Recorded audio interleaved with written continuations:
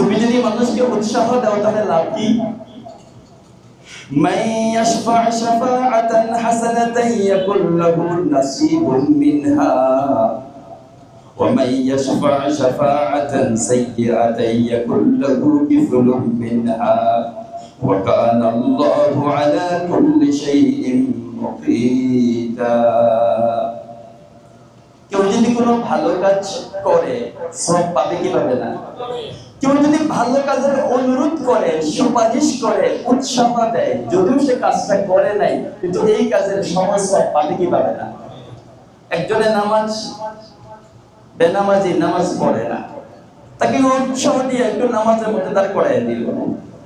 অথবা নামাজ পড়ে জামাতে শরীক হয় না, জামাতে শরীক হওয়ার জন্য একটু উৎসাহ দিল। টাকা পয়সা আছে, হজ করে না, কিন্তু হজের জন্য উৎসাহ দিয়ে দিল। আল্লাহ তাআলা তাকে হজের সওয়াব দান করবেন, যেই লোকটা তাকে উৎসাহ দিয়ে দিল। আল্লাহ তাআলা তাকে নামাজের সওয়াব দান করবেন, যেই লোকটা নামাজের জন্য উৎসাহ দিয়ে দিল। রোজার জন্য উৎসাহ দিয়ে দিল, আল্লাহ তাআলা তাকে রোজার সওয়াব দান করবেন। শাফাআতে হাসানা, এখানে শাফাআতে হাসানা বলতে জিহাদের জন্য উৎসাহ দেওয়া। শাফাআতে হাসানা ওটাকে বলা হয়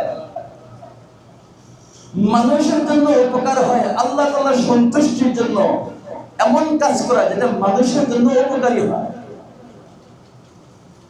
দুনিয়াতে সমস্ত কাজ দুই ভাবে হয়, কেউ কাজ করে আবার কাউকে দিয়ে করায়। কেউ কাজ করে আর কাউকে দিয়ে করায়, যেটা করায় এটা হলো শাফাআত।